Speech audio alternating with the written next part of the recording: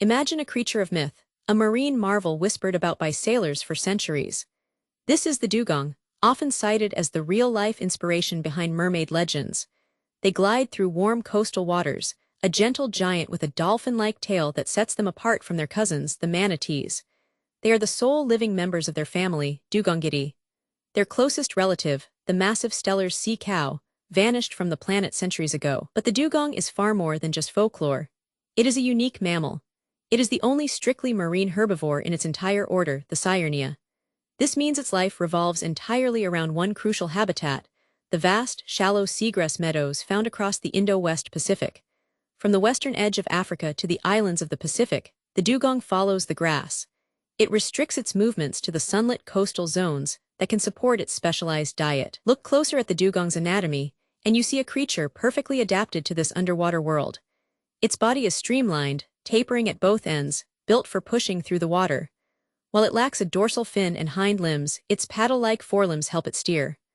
A sharply downturned snout, almost like a built-in shovel, is key for rooting through the seabed to find and consume entire seagrass plants, roots and all. One fascinating detail is the dugong's connection to the land.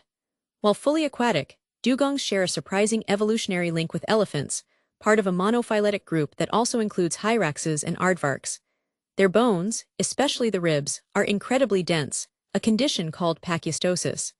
This heavy skeleton likely acts as ballast, helping these large mammals stay submerged and navigate the seafloor as they graze.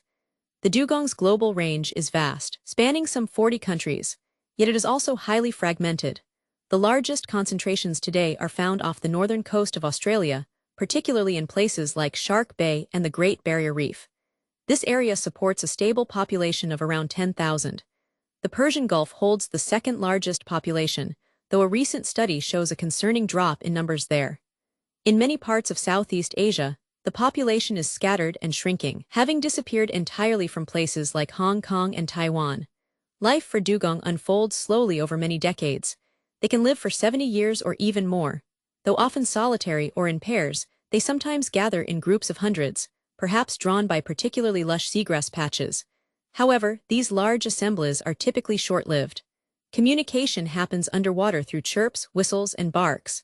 Despite poor eyesight, they have acute hearing and rely heavily on their sense of smell and the sensitive bristles around their muzzle to explore their environment and find food. Reproduction is a slow affair. Dugongs reach sexual maturity late, often between 8 and 18 years of age.